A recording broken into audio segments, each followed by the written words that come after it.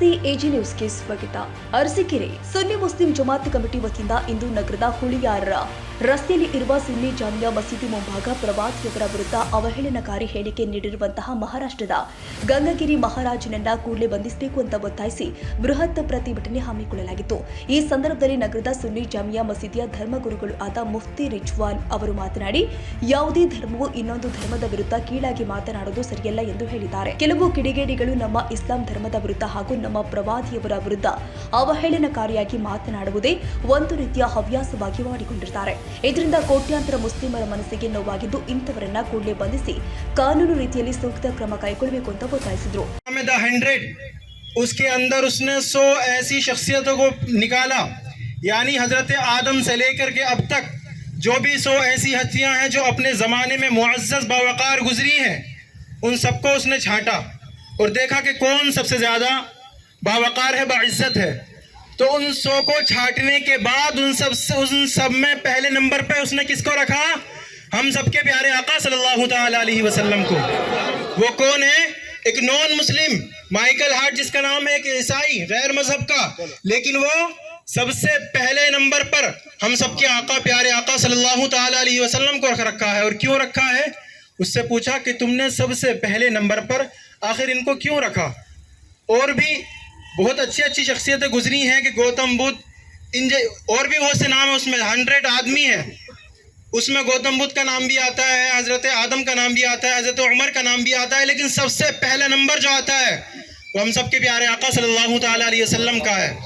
उससे पूछा गया कि तूने सबसे पहले, उसने कहा this is because only he is the extremely successful in the world. ये शख्सियत एक ऐसी शख्सियत है कि जो दोनों आलम में, यानी मजहबी एतबार से और समाजी एतबार से दोनों तरह से सक्सेसफुल है. दूसरी जो शख्सियतें हैं, चाहे वो गौतम बुद्ध हो या और जो भी हो जिनको उसने 100 में रखा है, तो कोई उसमें से मजहबी एतबार से अच्छा है लेकिन समाजी एतबार से अच्छा नहीं, तो कोई समाजी एतबार से अच्छा है तो मजहबी एतबार से बिल्कुल जीरो. लेकिन ये शख्सियत जनाब मोहम्मद रसूलुल्लाह सल्लल्लाहु तआला अलैहि वसल्लम की ऐसी शख्सियत है जो हर एतबार से परफेक्ट व्यक्ति है, हर एतबार से सक्सेसफुल है. ಹಾಗೂ ಪ್ರವಾದಿ ಮೊಹಮ್ಮದ್ ಸಲ್ಲಲ್ಲಾಹು ಅಲೈಹಿ ವಸಲ್ಲಂ ರವರ ವೈವಾಹಿಕ ಜೀವನದ ಬಗ್ಗೆ ಅವಹೇಳನಕಾರಿ ಮಾತನ್ನು ಮಾತಾಡಿದ್ದಾರೆ.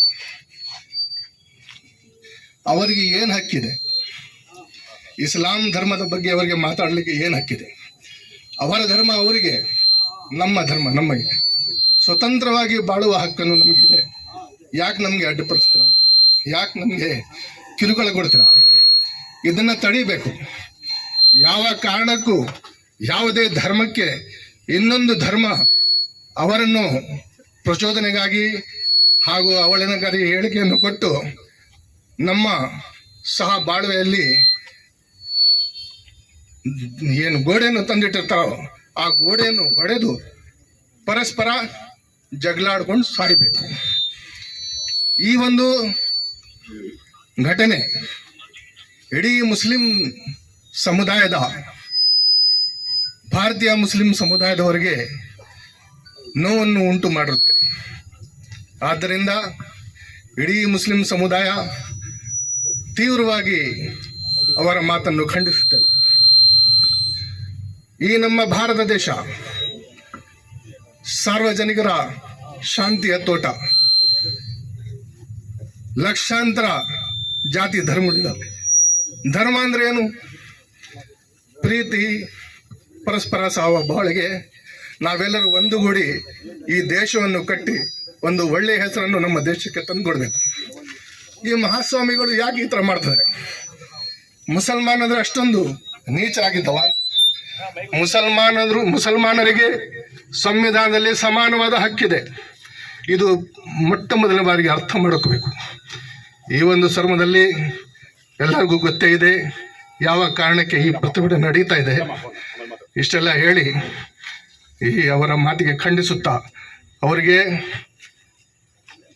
ಅತಿ ಹೆಚ್ಚಿನ कठिन शिक्षण ಅವರಿಗೆ ಕೊಡಬೇಕೆಂದು ತಮ್ಮಲ್ಲಿ के मुताबिक हुकूमत इस्लामी के मुताबिक और कानून इस्लाम के मुताबिक हमारा मज़हब ये कहता है कि हम किसी मज़हब को बुरा ना कहें और किसी के भी मजहबी रहनुमा को बुरा ना कहें। हमारा मजहब ये कहता है, हमारे पैगंबर पीस बी अपॉन हिम सल्लल्लाहु तआला अलैहि वसल्लम ने यही इरशाद फरमाया है।